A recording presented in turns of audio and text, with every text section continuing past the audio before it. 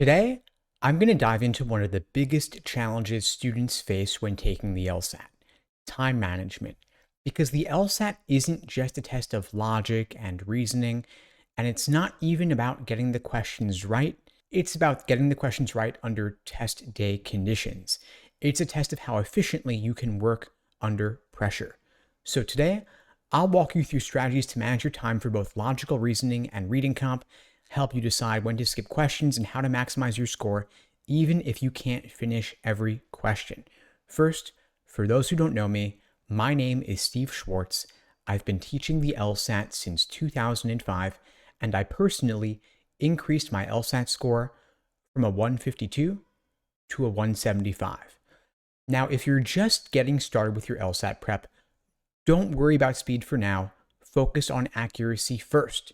If you try to go fast without having a solid foundation from the start, it's like trying to sprint before you've even learned to walk.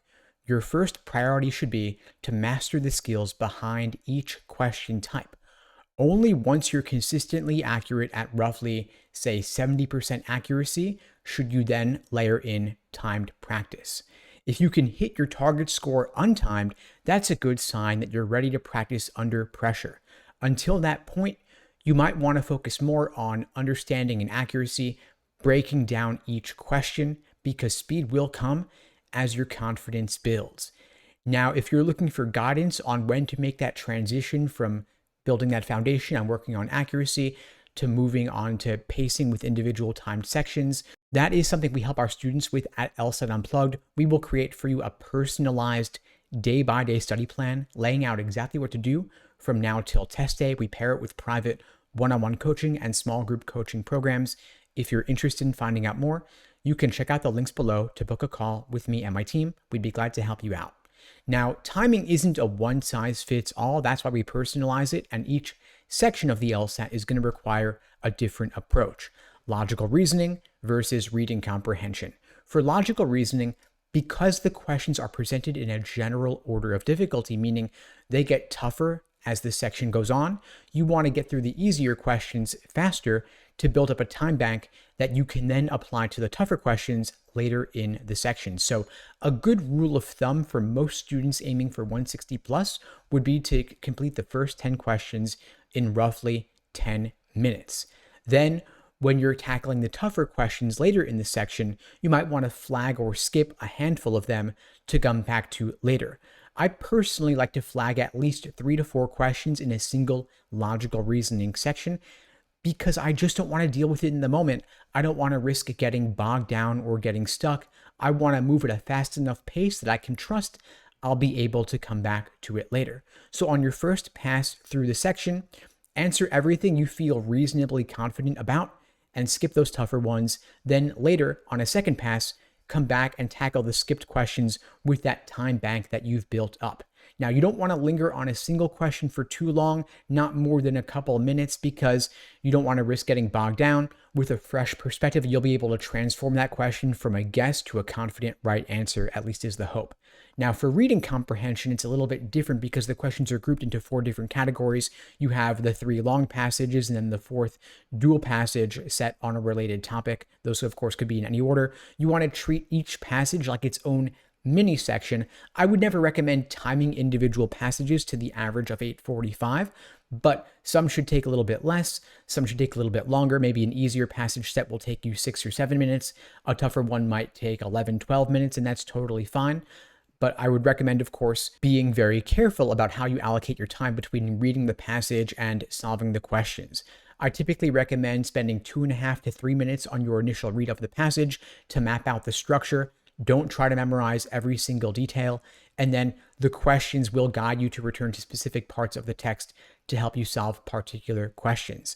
Now, you don't have to approach reading comp questions in the order given, meaning I recommend typically tackling the more general global questions first, secondly, doing the more detail-oriented questions, and finally, saving the tougher, more inferential questions for last and returning to them later. You want to keep that momentum going as you go through the section. Now, know your strengths and weaknesses with regard to what you typically are going to want to skip. In logical reasoning, it might be a more lengthy question like parallel reasoning. For reading comp, It might be the analogy question or a question that requires you to think about what the author would be most likely to agree with that requires a bit more reading between the lines. Whatever it is for you, if a question is going to take you longer, that's a good candidate to flag and skip on your first pass through the section. Now, you don't have to answer every single question on the LSAT to get a pretty good score. Of course, there's no penalty for wrong answers, but guessing on too many is going to lower your accuracy rate. So you might want to, especially if you're struggling to even break into the 160s, you might want to focus on answering fewer questions with a higher accuracy rate. If you're just aiming for a 155 or 160 on the LSAT, you might want to prioritize solving only 3 out of 4 passages if that can help improve your overall accuracy. This will give you a bit more time to dissect each passage and its associated questions.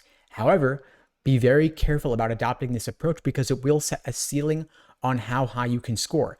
If you really want that 160, 165 plus, which I recommend that you do, you're going to want to answer every single question on both reading comp and logical reasoning. You're not going to want to guess on anything because you can't afford to sacrifice those points. Now, if you're already scoring pretty well, but you struggle with pacing, you might want to try a shortened timed practice approach where you artificially limit your time beyond what is actually the time constraint on the LSAT. So if you have 35 minutes per section on test day, what if you were to take only 30 minutes to solve the entire section?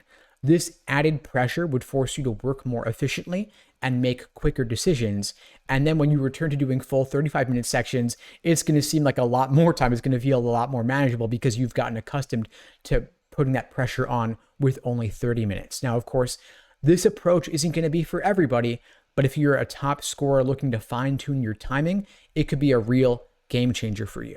Now, of course, getting a top score on the LSAT isn't just about accuracy, and it's also not just about pacing either. You've also got to factor in endurance, taking full-length timed practice tests to build your stamina. I recommend doing at least full-length timed exams before test day, so that test day itself will feel like just another run-through. We build those into your personalized day-by-day LSAT study plan, alongside, of course, reviewing questions in depth with you during the coaching sessions, one-on-one or small group.